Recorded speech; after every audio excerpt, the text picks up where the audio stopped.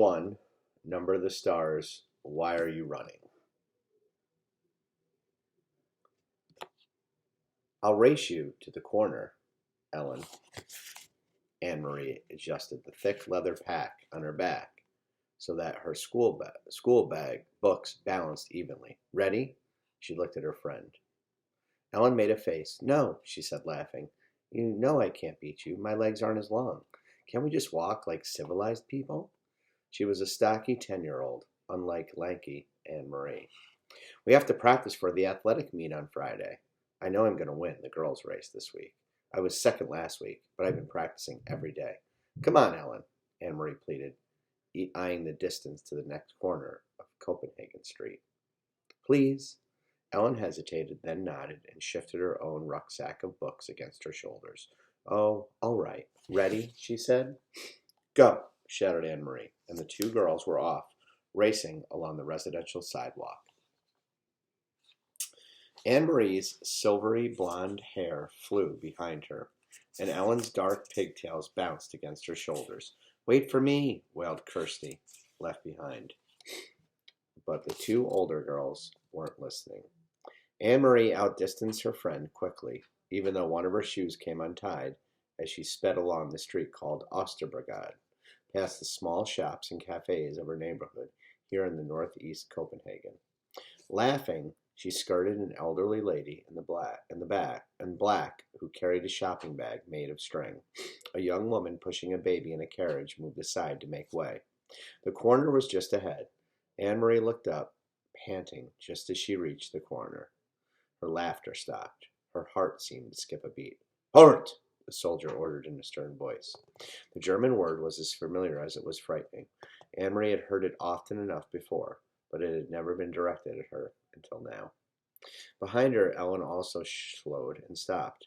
Far back, little Kirsty was plodding along, her face in a pout because the girls hadn't waited for her. Anne-Marie stared up.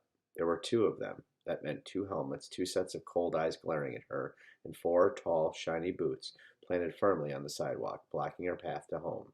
And it meant 2 rifles gripped in the hands of the soldiers. She stared at the rifles first.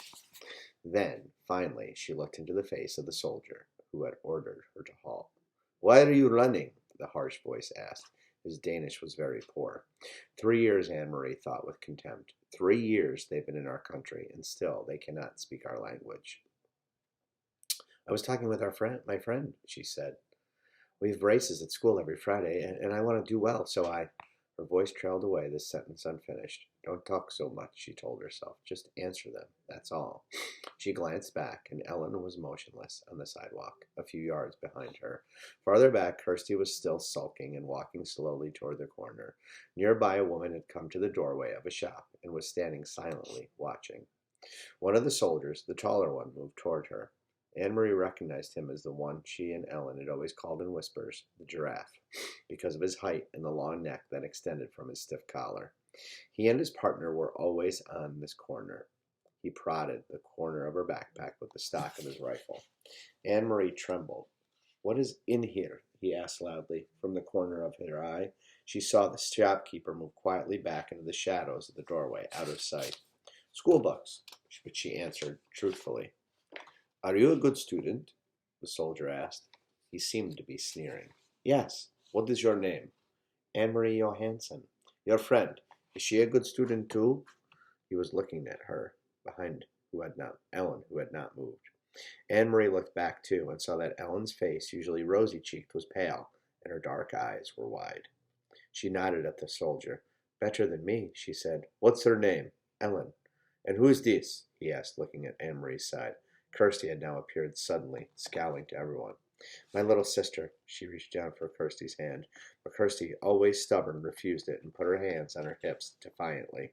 The soldier reached down and stroked her little sister's short, tangled curls.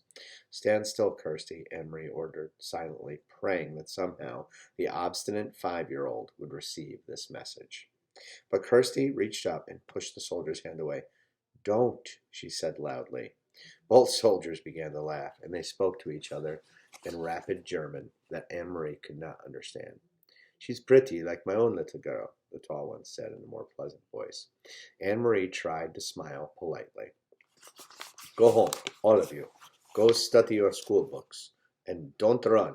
You look like hoodlums when you run. The two soldiers turned away.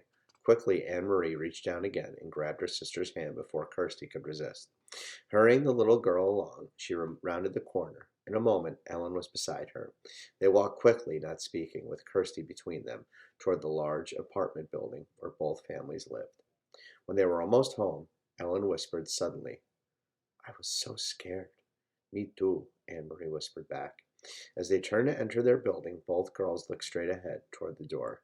They did it purposely so that they could not catch the eyes of the attention of the two more soldiers who stood with their guns on the corner as well. Kirsty scurried ahead of them through the door, chattering about the picture she was bringing home from kindergarten to show Mama. For Kirsty, the soldiers were simply part of the landscape, something that had always been there on every corner, as unimportant as lampposts through her remembered life. Are you going to tell your mother? Ellen asked Anne Marie as they trudged together up the stairs. I'm not. My mother would be upset. No, I won't either. Mama would probably scold me for running on the streets. She said goodbye to Ellen on the second floor, where Ellen lived, and continued on to the third, practicing in her mind a cheerful greeting for her mother, a smile, a description of today's spelling test in which she had done well. But she was too late. Kirsty had gotten there first, and he poked Anne Marie's book bag with his gun and then grabbed my hair. Kirsty was chattering as she took off her sweater in the center of the apartment living room. But I wasn't scared. Anne Marie was, and Ellen was too, but not me. Mrs. Johansson rose quickly from the chair by the window where she'd been sitting. Mrs. Rosen, Ellen's mother, was there too, in the opposite chair. They had been having coffee together, as they did many afternoons. Of course, it wasn't really coffee, though the mother still called it that, having coffee. There had been no real coffee in Copenhagen since the beginning of the Nazi occupation, not even any real tea. The mother sipped at hot water that was flavored with herbs. Anne Marie, what's happened? What is Kirsty talking about? Her mother asked anxiously. Where's Ellen? Mrs. Rosen had a frightened look. Ellen's in your apartment. She didn't realize you were here, Anne Marie explained. Don't worry. It wasn't anything. It was the two soldiers who stand on the corner of Osterbrigade. You've seen them. You know the tall one with the long neck, the one who looks like a silly giraffe. She told her mother and Mrs. Rosen of the incident, trying to make it sound humorous and unimportant. But their uneasy looks did not change. I slapped his hand and shouted at him, Kirsty announced unimportantly. No, she didn't, Mama, Anne Marie reassured her mother. She's exaggerating, as she always does. Mrs. Johansson moved to the window and looked down to the street below. The Copenhagen neighborhood was quiet. It looked the same as always. People coming and going from the shops, children at the play, the soldiers on the corner. She spoke in a low voice to Ellen's mother. It must be edgy because of the latest resistance incidents. Did you read in De Dansk about the bombings in Hillerand and Nobro? Although they pretended to be absorbed in unpacking their school books, Anne Marie listened, and she knew what her mother was referring to. The Vrije Dansk, which was the Free Danes, was an illegal newspaper. Peter Nielsen brought it to them occasionally, carefully folded and hidden among ordinary books and papers, and Mamma always burned it after she and Papa had read it.